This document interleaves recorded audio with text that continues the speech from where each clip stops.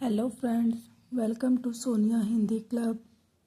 आज हम बात करते हैं विकारी और अविकारी शब्दों के बारे में।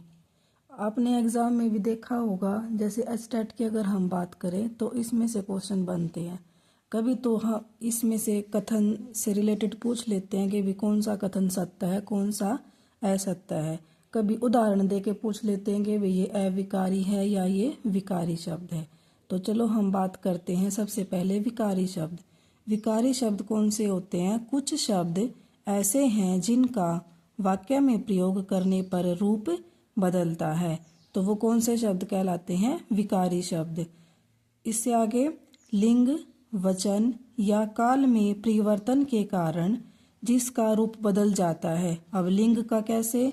जैसे स्त्रीलिंग है, पुल्लिंग है, एक वचन है, बहुवचन है, वर्तमान काल है, भूतकाल है या भविष्यत काल है, इनके अकॉर्डिंग ही क्या है, ये विकारी शब्द जो हैं ये परिवर्तित हो जाते हैं।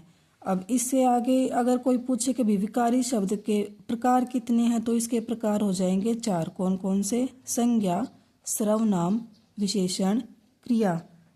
संज्ञा का उदाहरण अगर हम बताएंगे तो क्या होगा? लड़का, लड़के, लड़कियां।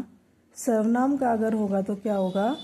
यह, वह, वे, हम, मैं, मुझ।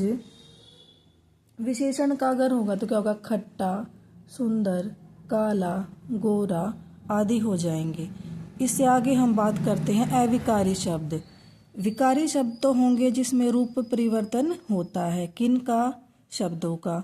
और अविकारी क्या होंगे? शब्दों का रूप किसी भी स्थिति में परिवर्तित नहीं होता, मतलब कि जो शब्द हैं उनका रूप नहीं बदलता।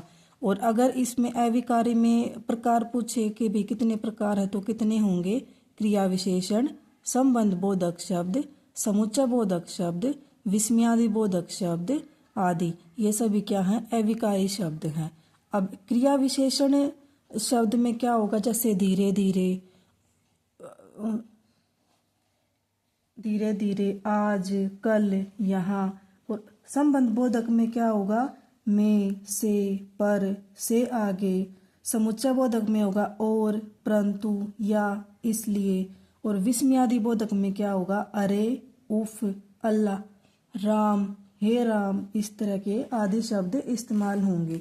अब काफ़ी बच्चे जो हैं संबंध बोधक में और समुच्चय बोधक में कंफ्यूज रहते हैं। संबंध बोधक तो क्या होगा? रिलेशन को दिखाएगा, और जो समुच्चय बोधक होगा वो क्या होगा? एज ए, जैसे कंजक्शन यूज होती है उस तरह से यूज किया जाता है।